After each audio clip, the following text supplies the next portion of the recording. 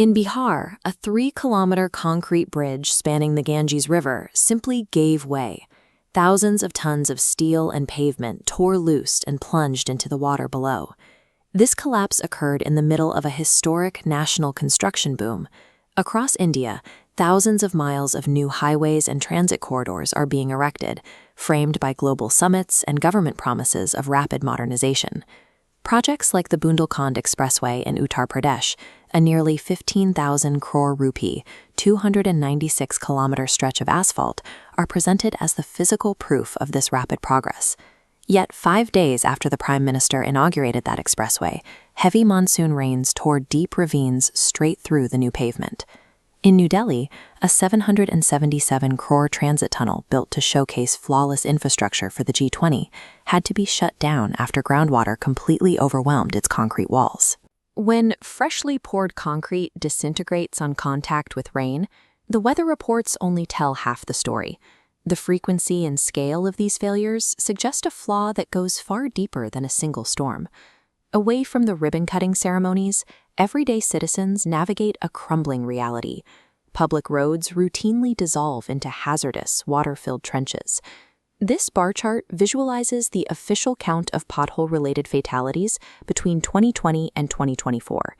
The data tracks a lethal upward trajectory, climbing from 1,555 deaths to 2,385.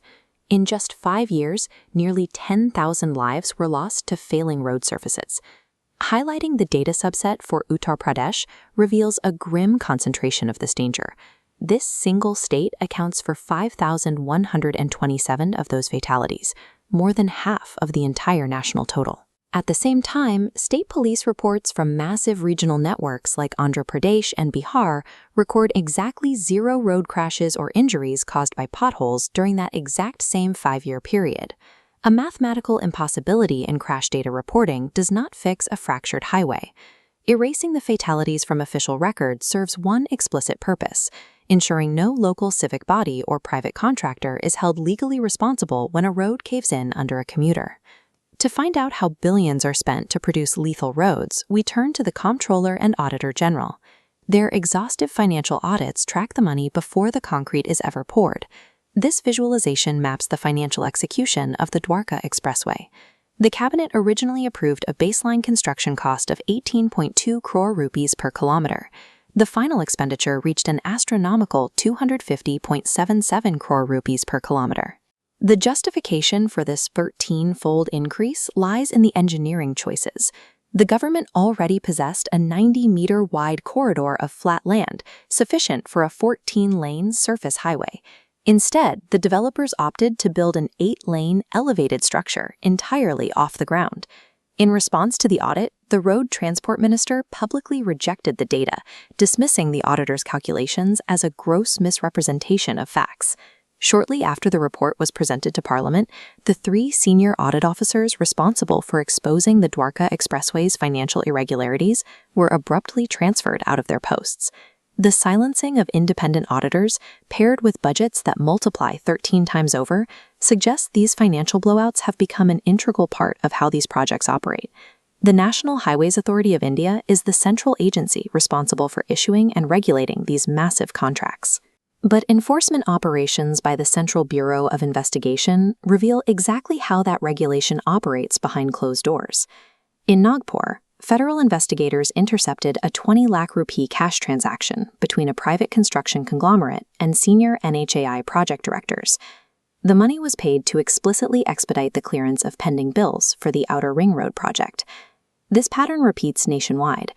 Private infrastructure firms routinely pay regulatory officials to secure provisional commercial operations dates, allowing them to legally open and toll highways that still harbor severe construction defects.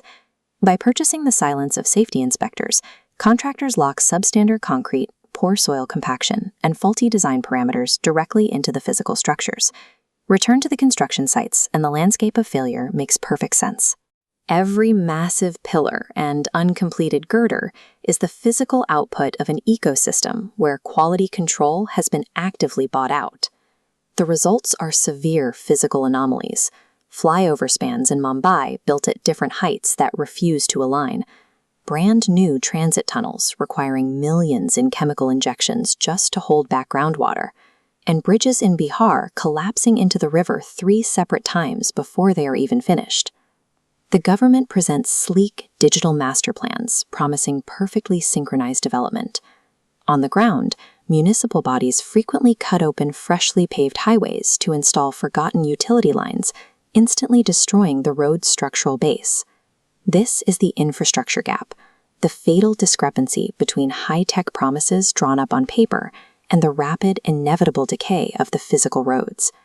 We look at a collapsed bridge and see a catastrophic failure. But for the contractors cutting material costs and the officials clearing their invoices, the structure successfully transferred billions of rupees from the public ledger into private hands. For them, the system is working perfectly. When massive physical development is completely decoupled from basic accountability, the foundation of the state itself is compromised. The final burden always lands on the taxpayer. Commuters are subjected to exorbitant toll rates, sometimes 5 times the normal fare, paying a premium to drive on lethal, unstable infrastructure. Thousands of lives lost, thousands of crows vanishing into the pavement. The ultimate question isn't whether the structures failed, but whether the truth was always buried beneath the concrete, and if the system was ever designed for us to notice.